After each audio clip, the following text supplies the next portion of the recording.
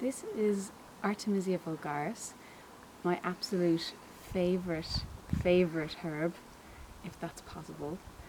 It's mugwort, and as the name suggests, it's named after the goddess Artemis of the moon and the hunt. So very specific energetically for women. It's probably one of the first herbs I ever grew, and this particular plant is quite old. I've had it for a long time, and all of the mugwort that we sell from the nursery is from this plant. So this is the grandmother plant of all the other mugworts in the garden, and I use this plant a lot in clinic. Love growing it. At the moment she's in full flower, believe it or not, so this is her in full flower. It is the start of August, so she's actually flowering late this year because we had quite a bad May. And it's been raining a lot this week, so I'm just waiting for a dry day to be able to harvest her, because we would use a lot of Artemisia vulgaris in teas and also tincture, a lot of it as well. And would use it a lot in teas. Actually, I find it really nice for tea use. It's a perennial plant, so it comes back every year, and as you can see, it's massive. It's quite tall, and it's been even taller than this some years. So she's not grown to her full height this year. But as I said, it's my absolute favourite herb. Mostly what I would use her for in clinic is a lot of issues to do with women, a lot of gynecological issues. Artemisia vulgaris mugwort is a blood mover, so it can be used to help regulate the menses and can help change the menstrual cycle as well. So it's important for women to be menstruating at a certain time in the moon phase, and Artemisia can help shift the menstrual cycle.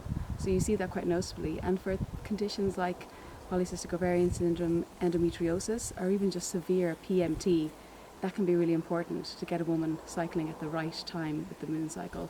It actually eases a lot of the symptoms. So I'd use her a lot, not just for the physical symptoms of premenstrual tension or endometriosis, but also for the emotional side of things as well. Very, very balancing. It's a really, really nice nervine herb, a nervine relaxant herb. So really good for any kind of anxiety or any kind of stress or tension or insomnia. So really nice as well to help balance the emotions at that time. This is actually one of my top antidepressant herbs. So I use it in combination with other antidepressants, but sometimes just go to Artemisia vulgaris for this. And yeah, it does work really, really well for that. Again, any kind of nervous tension or anxiety or depression.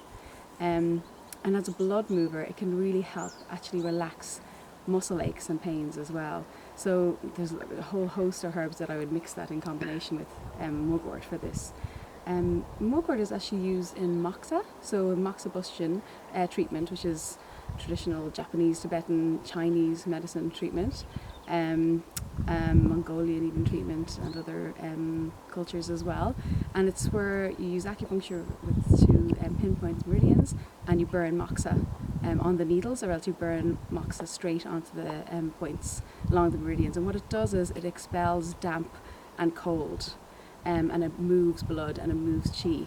So whether you take it internally as a herb or whether you use it in moxibustion, it does the same thing, it moves blood. Now this isn't the Artemisia that we would use for moxibustion.